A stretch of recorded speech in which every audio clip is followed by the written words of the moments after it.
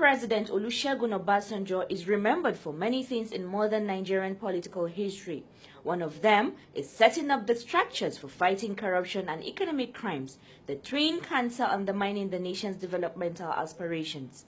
In this rare encounter at his hilltop residence in Abeokuta, Ogun State, the former Nigerian leader reminisced on the anti-graft war and the challenges before the EFCC, as he explained that pioneer chairman of the EFCC, Malam Nuhu Ribadu, was never his attack dog when he was at the helm of affairs.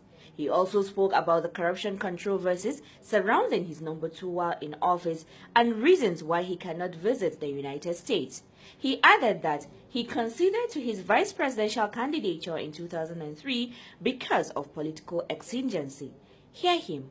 It's those people who have run foul. The people like Atiku. Yeah, these are people who are peddling this. It's my attack dog to take Tafa Balogun, my own IGP. EFCC will get you anywhere, anytime. We got a letter from America in June 2006 listing a number of people to be investigated. Atiku was one of them. Atiku was one of them. That letter went straight to EFCC. It was just shown to me because they will not be able to investigate my number 2 without my saying, okay, if we get this letter from America, so be it. If we have agreement with FBI, we have with Metropolitan Police, and they are helping us and we are helping them, and they write to us and say, hey, these are the list of people we want you to help us investigate. What do you think we should do? At one time when I was investigating, looking into things, crimes and in the world, I came across what was happening in Mabulach in London. That is where they publicly execute pickpockets. Pickpockets, publicly executing them. And what did the report say? Even while they are publicly executing pickpocket, other people's pockets are being picked. Spectators and others, their pockets were being picked.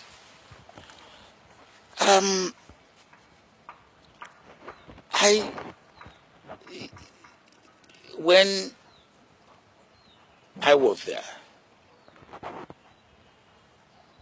my aim is that corruption should not be a way of life. There's no society that is completely devoid of corruption. But there are societies that do not make corruption a way of life. And all I am struggling for is that there will be no impunity, no matter at what level. There will be no impunity.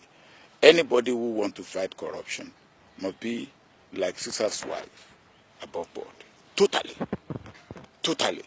Don't mind what people may want to do to smear you and all that. But you must be totally above board. When I was trying to fight corruption, an American friend of mine, he used to be in the government of President Carter, came to me one day and said, oh, you know, Mr. President, we appreciate what you are trying to do. But there's corruption very near you. I felt incensed and I felt worried. Of course, he was referring to my number 2. And I believe that that should not be the position. So when you now say, and I could not, in good conscience, ask my number 2 to be investigated. This was in my first term. It's either I talk to him, which I did, When there's a second opportunity, I put him aside. But the Americans wrote and asked, among others, that he should be investigated, and that we cannot rule out. So at that time, politically, I needed to carry him along. But then to put him in check. I don't know what EFCC had found out about him. But I don't know whether he can go to America now. Do you know? I'm asking you, do you know? I know he travels. To where? He travels to where? To Dubai? I was investigated. And that's what I told you. I was investigated. I said, carry out clinical. And they did it.